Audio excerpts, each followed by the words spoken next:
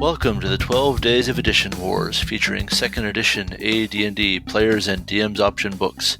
In this marathon series, we are taking a close look at a set of special books that are often considered D&D 2.5. On the 11th day of Edition Wars, my DM gave to me High-Level Campaigns Part 2. So, I hear in the distance the sound of 11 pipers piping, and what are these mad pipers piping to us, my dear friend Sam? These mad pipers are piping to us. They were talking to us about adventures, and we went through already in the last episode, and we talked about types of adventures and organization of adventures, and basically ended by saying that the first half of Chapter 2 is really about how to plan a campaign. It's really a how to prep chapter. It really is, and that's a very cool thing. It has a lot of guidelines that wind up being sort of on one level obvious, and then on another level, I think even experienced GMs wind up needing to be reminded of them. I feel like there's this learning loop, right, where you're taught a basic principle, such as, to pick one from here, creating multiple threats, and you lean into it and you explore it as with your understanding as a newcomer to game running, and then you kind of go off and explore what that means on your own, and you try to build it into your style, and then time passes and you come back to the text again and you discover, well, okay, I did that for a while and then I sort of got distracted, or my prep time got really curtailed by, stupid stuff like life. And so I stopped doing that. Well, that'd be a good thing to, work back into my GMing style and make sure I'm doing, because it was always the right principle, and just I'm balancing so many basics and trying to do them well that they form something really complex to become worthwhile. You know what I mean? Mm-hmm. Yeah.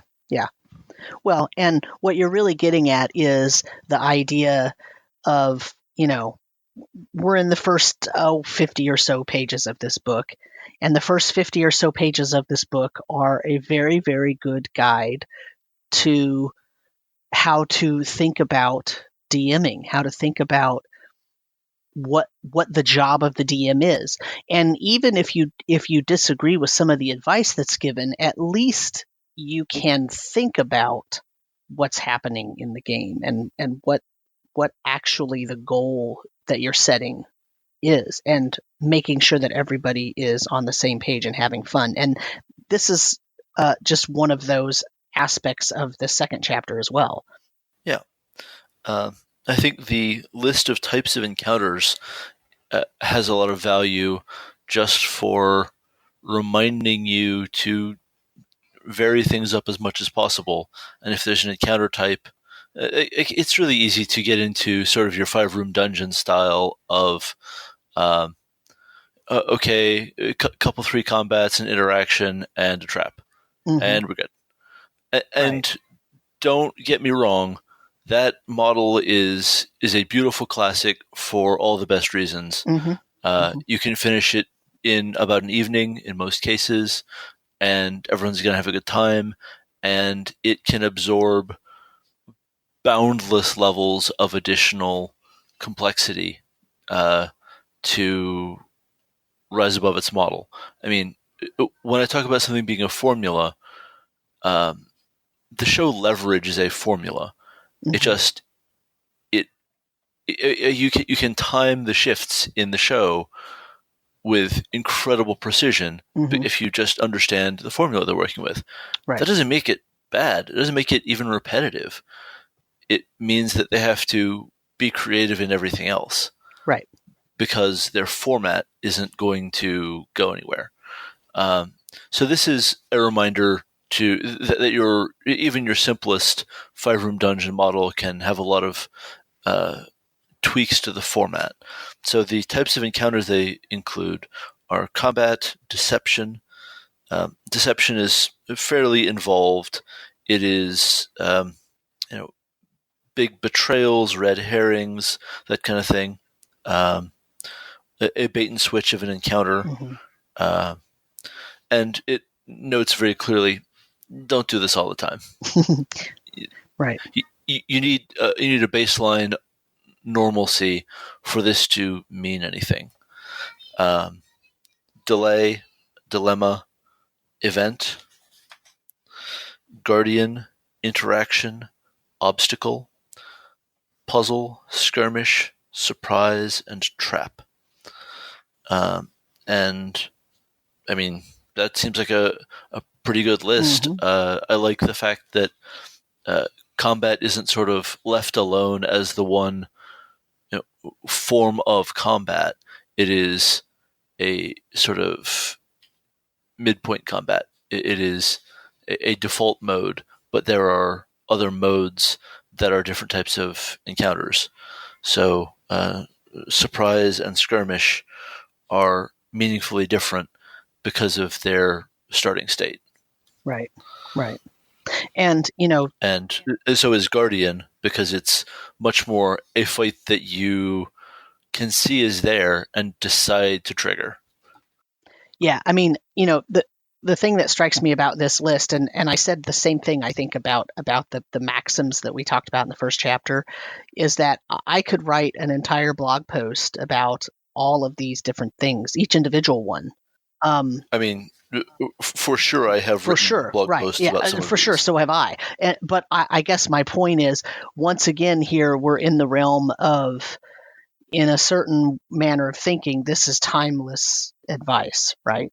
Now, there are some, there are some nitty gritty things they talk about in some of these different, little sections, but ultimately, it's really just trying to express to a DM, a game runner, you can think of the game as small chunks of interactions and encounters, and there are multiple different types. It's not just combat. It's not just wilderness exploration. It's not just, whatever.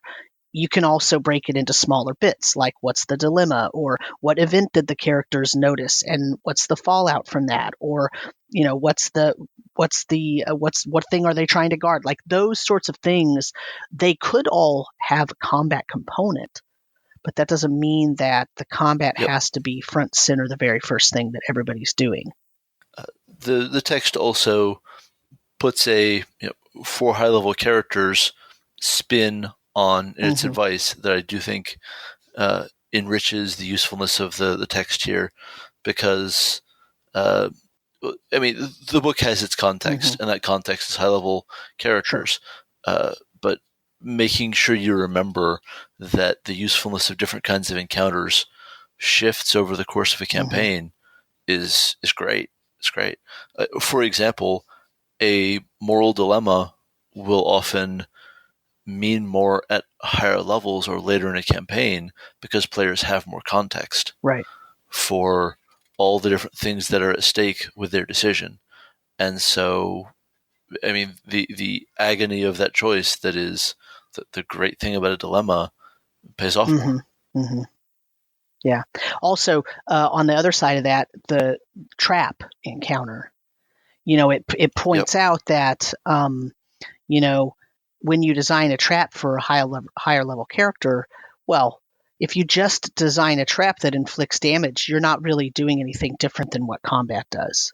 And that's not the point of this encounter necessarily. So instead of just dealing 30 points of damage, which, by the way, to an 18th level fighter is negligible or easily healed, try to do something different, have a different effect, have some kind of hindrance, have something that's more meaningful as the consequence of setting off that trap.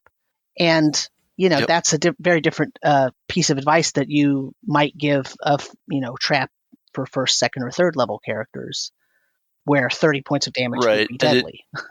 It makes me think about 3rd edition, where the trap creation rules really consciously phased out around challenge rating 10 traps. They just kind of said, these aren't useful anymore.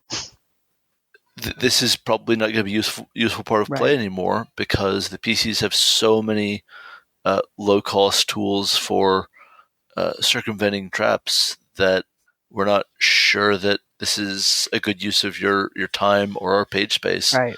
So, I mean, you can have sort of hilariously high damage totals, but that's outside the scope of what we think of traps as being.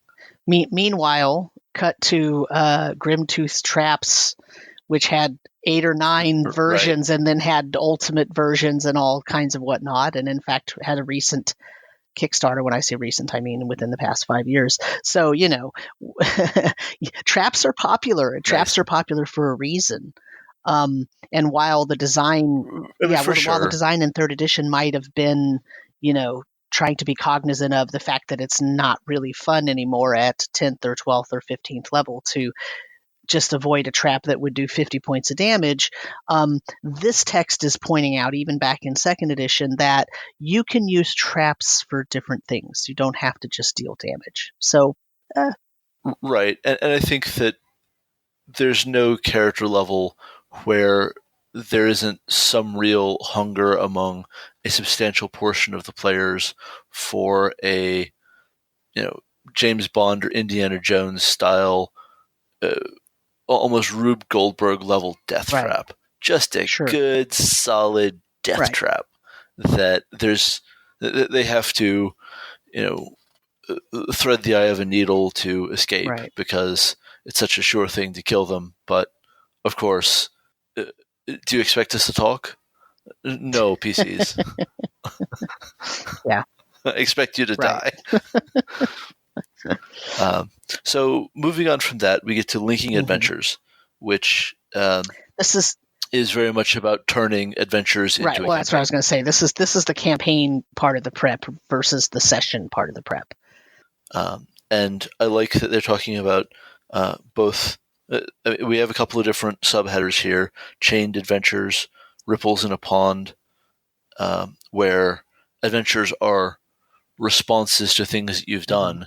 They're not necessarily further investigations on the same line or whatever. They are, well, you did a thing.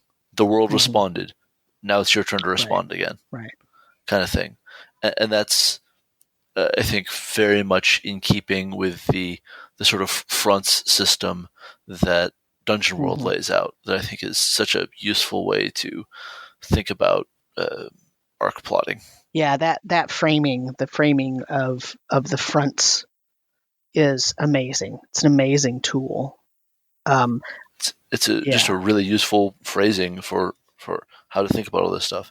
You have interlocking adventures. I first learned about it in actual Apocalypse World before Dungeon World came out, and the clock, the way that they use, basically the clock of, here's something that got triggered now, and after a certain amount of time or a certain number of events occur, this is going to come to bear.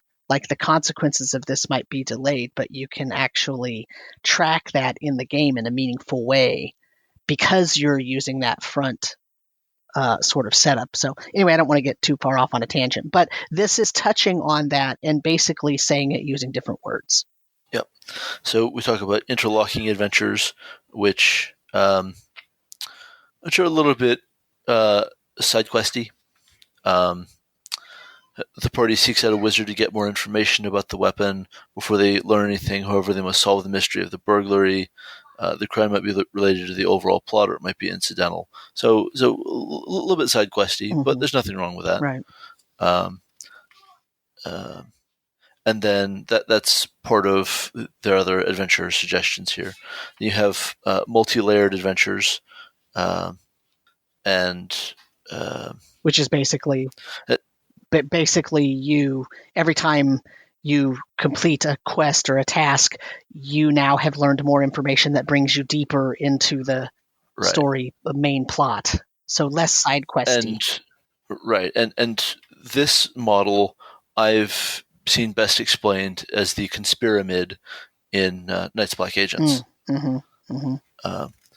where sort of you start off fighting, the low level, probably human goons with guns of the Great Vampire Conspiracy, and you just work your way, upward and upward in the pyramid of the conspiracy, Right. conspiramid, until you are fighting the actual, vampire masters of the whole Right. deal, which is just great. Right.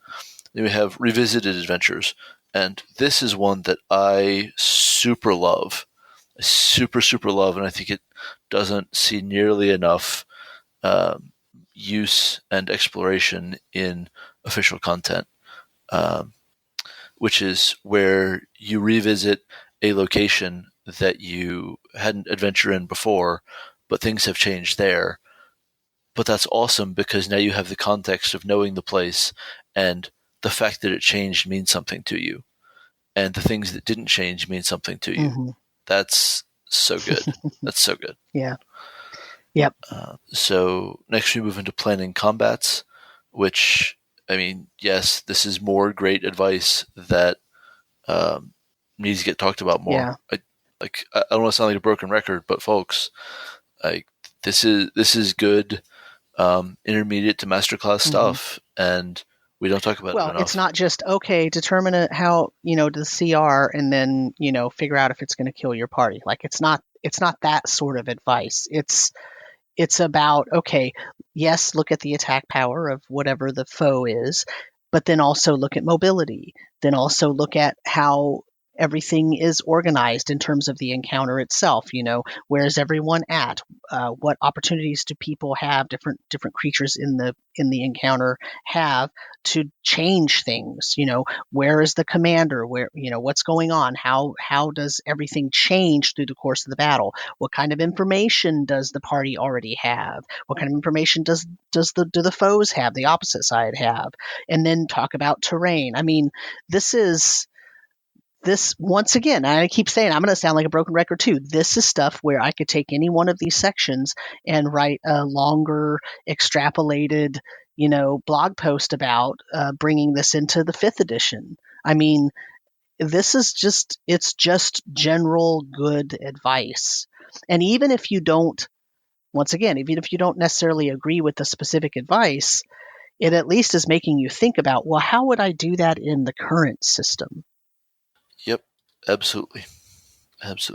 And it also covers terrain, and I mean, I don't think they're going to go into it nearly as much here as I'd like to see, but I'll tell you what, terrain powers in 4th edition were so hot. Yeah. Oh my gosh, that was such a good introduction to the game when they really started leaning into closely designing encounter areas with interesting ways to engage with the terrain and fun, horrible things you could do to, your opponents. Right. Well, and through that. If you think about that, that's exactly why this section's in the book in 2nd edition, because remember what's happening. What's happening is all these books that we just spent 10 other podcast episodes talking about, we're trying to get the players of the game and the runners of the games thinking about tactical placement and how to use powers and feats, although they weren't called feats, and all those things to the highest efficiency and ability, and how to use the combat encounter and the game itself and think of it in a new way, at that time a new way. By the time you get to 4th edition, and because in 3rd edition, it was basically assumed you're going to be using a map and minis. By the time you get to 4th edition, it's not even assumed. It's just stated. Of course, I think 3rd edition actually states it right in there. But anyway, so they're right there saying, here's what you're using. But 4th edition was designed with the idea that you can have a combat encounter that is a centerpiece encounter. And so it completely makes sense in the evolution of what's happening there to then think about, okay, let's talk about terrain powers. I mean, I agree with you. I loved those. That was a fantastic addition to that game. I know some people didn't like them actually, but that's a question for a 4th edition episode.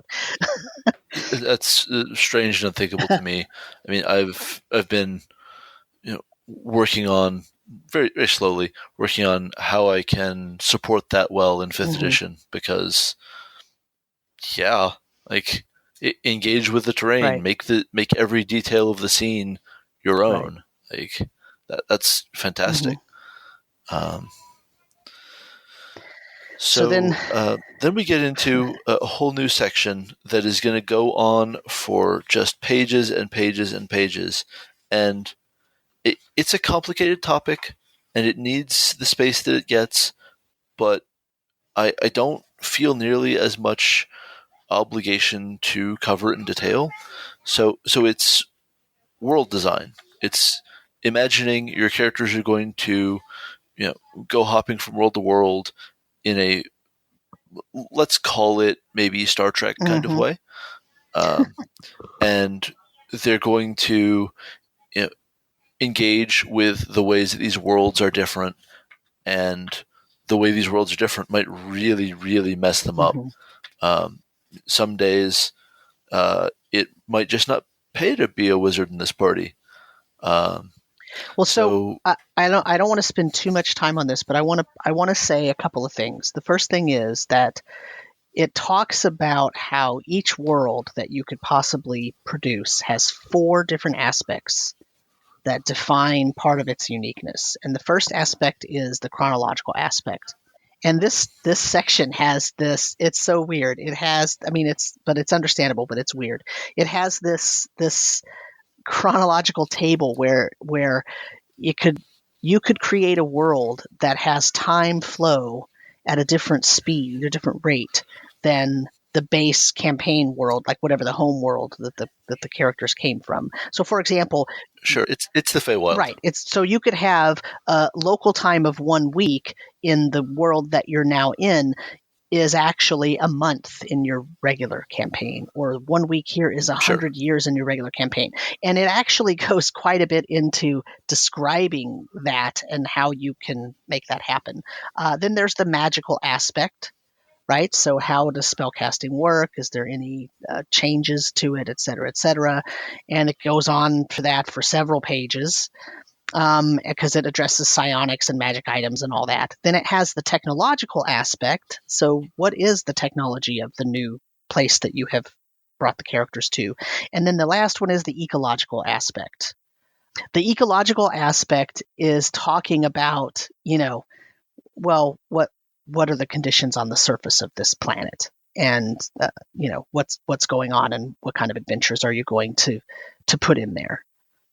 And all that's all well and good. So what I was saying was the ecological aspect is about what is the surface of this world actually like? What does it have in it? Does it have plants? Is it barren? Things like that. They also mention right at the end of that, after those 4 items, quirks that you could have.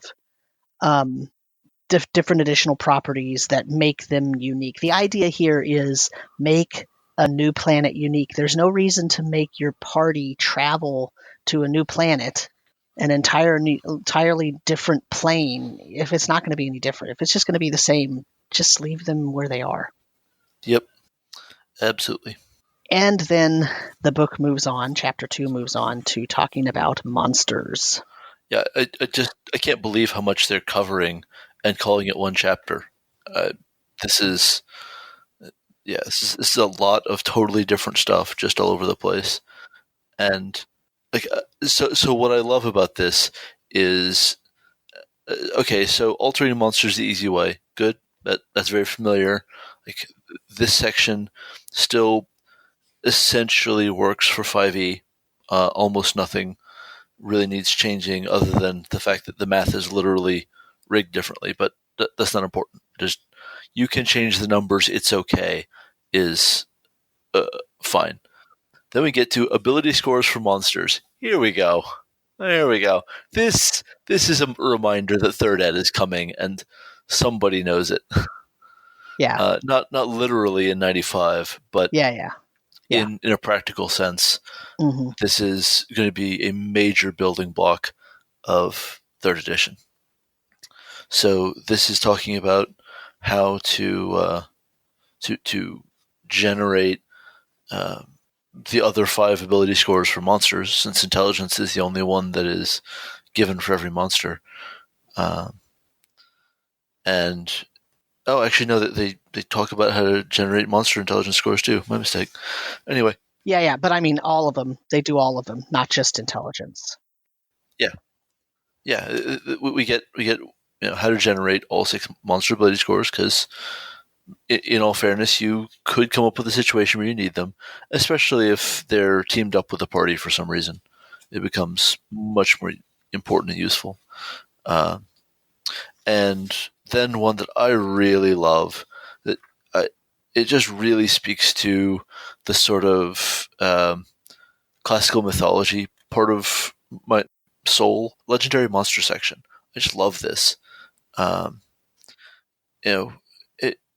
In principle, any monster could be a higher and more refined, let's say, nightmare version of itself.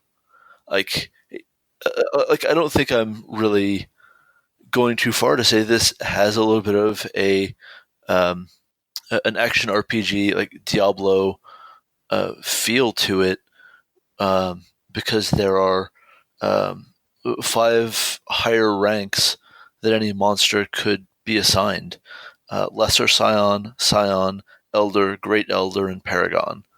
And I mean, these are each just incredibly big boosts to those monsters. It doesn't matter like what they are; they're getting boosted in the stratosphere, because it starts at a 4-point improvement to AC and ends on a 12-point improvement to AC. And in second edition, that is going from, this fight is fine to, well, sure, we're high level, but it doesn't matter. We're hosed, right? We're just hosed. And similar increases to hit dice. Yeah, plus 25. yeah. But bye now. Right. Bye-bye. Yeah. But with monster thicko increase rates, yeah, get out of here. Right. And so that's great stuff. It's handled about as simply as they can manage, but in fairness, second edition monsters are simpler in the main than third ed monsters, and certainly than fourth ed monsters. Let's also talk about this from the aspect of, the Monster Manual and the Dungeon Master's Guide in second edition didn't really tell you how to create monsters. No. It didn't tell you how to do any of that. So this is actually the first time that they're sort of handing over this packet of information and saying, hey, you know what, as a DM, you actually can now be privy to the same things that we look at when we're designing monsters, the official monsters for this game that everybody's playing. Yeah. And in the later editions, they sort of give that, it's sort of part and parcel of what's in the DMG or what's in the Monster Manual or what's in different supplemental books. It's sort of just expected that you'll eventually get that information if you don't get it in the core 3, because it's just known that people are going to want to fiddle with numbers and with creatures and make their new thing. But back then, it wasn't that they didn't know people were doing that. It's just that, well, if you're doing that, you're on your own and you can figure it out. If you're that good, you got to figure it out yourself. Yep. We're not going to give you help. Yep. But here it is. Here's the help. Here's this little packet of information, a few pages, several pages, and it has all this information that you can see that for some people, it wasn't as easy as just looking at a table or making their own table or studying the monsters enough to be able to create their own table and make things make sense. So, you can imagine that some of the creatures that people were creating were just out there in terms of power imbalance and what they could actually do, and what the actual statistics and all that were surrounding that creature. I mean, Sam, I read some of the Monsters Compendium appendices. That's yeah. Yeah. Right.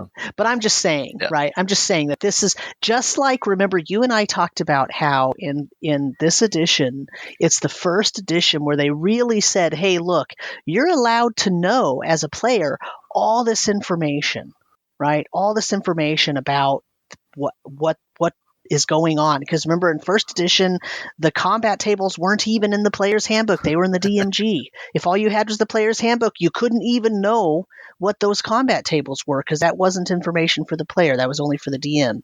And it was a similar thing, though, toward the DM for creature creation. Like, it wasn't really given, oh, here's how you can create a monster that would seem really professionally designed and official. Like it would be able to compare and compete with official creatures. No, you're not allowed to know that. But here, now with this book in 1995, here you can know that. Here's this parcel of information that you can use, and you can sort of get a peek behind the curtain and see, here's what we think about. Here are the things that we're doing as we're creating these official products. And I mean, after the initial simplicity of AC modification and hit dice, you then get into the real nitty-gritty stuff, like you're saying, changing damage, wounding effects, disease, fear effects, crush attacks, breath weapons sizes, and it goes to town. They pull out all the stops. It's great. Right. Like, if you have players who are getting big for their britches, and I think they're big and bad, well, I guess it can be nightmare mode time. Let's go. Right. It talks about invulnerabilities, regeneration rates. I mean, it goes into it. And then it gives you a sample creature, the Elder Gorgon, which is, it's fine. It's totally fine. It's fine. I don't want to fight it. That 4 times per day, the Elder Gorgon can breathe a cone of petrification 85 feet long, 5 foot in diameter at the base, and 30 foot in diameter at the far end. All creatures within the area of effect are turned to stone unless they make a successful saving throw versus petrification at -5. Screw you, pig. Right. And you know those saving throws weren't that easy to make in the first place. Yeah. I mean, yeah. Which also note that terminology, SA, special attack. Where are we going to see that kind of thing later? Anyway, it's going to come up. That brings us to Chapter 3, Spells and Magical Items. So this is an interesting chapter in that it is mostly a very First Ed Unearthed Arcana style expansion on just how to adjudicate tons and tons of spells. Just heaps of spells. And this goes on for many pages. And don't get me wrong, useful content if that's what you need. Like, giving you a single book where rulings are gathered when there's no internet to go look up a sage advice column. Right. Or, I mean, there's an internet. Right. It's 95, not 74. But But you know what I mean. It's a real nice thing to have.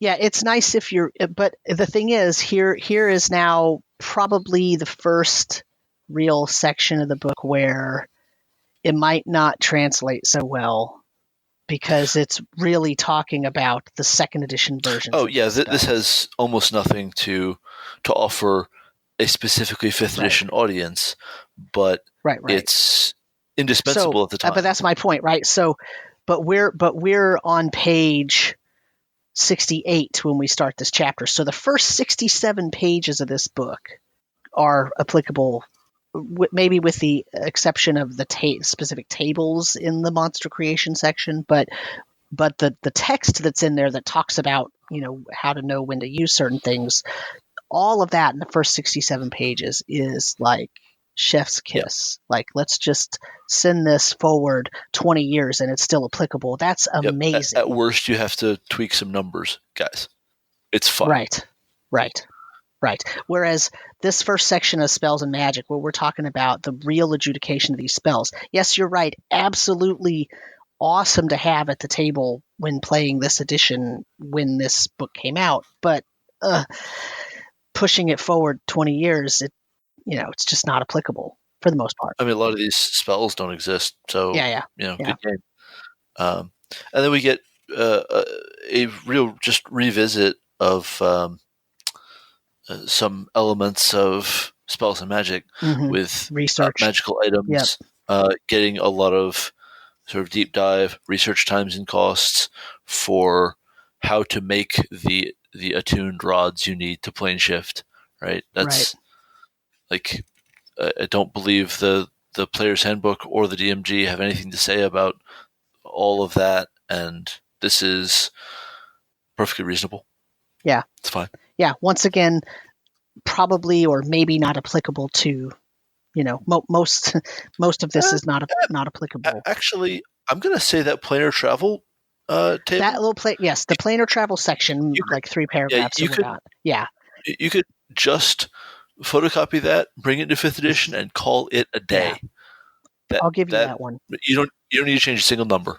But the rest of that chapter, I mean, the rest of that is not.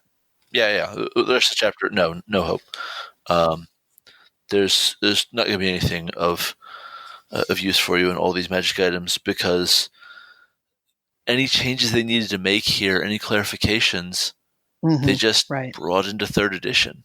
So in looking at this as a foundational text for 3rd, this is indispensable. This is going to have a huge effect on what makes it into 3rd and what doesn't. I'm sure you could go through here and see the things that required the most delicate and thorny touch up, and see either, well, they simplified the crap out of this, or let's see, Wish gets a page on its own. Well, that's way no, I know. And I don't know what to tell you.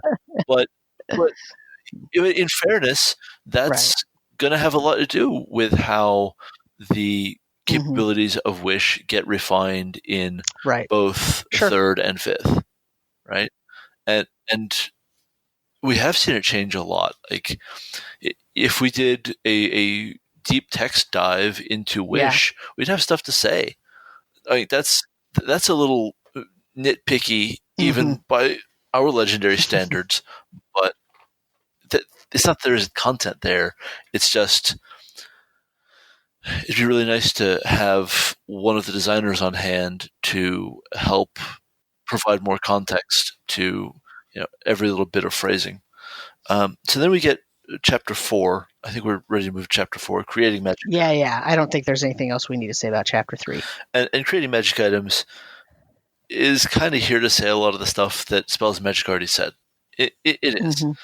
But, I mean, this is very much going to be a more involved and complicated form of the kind of magic item creation that we see in 3rd Ed.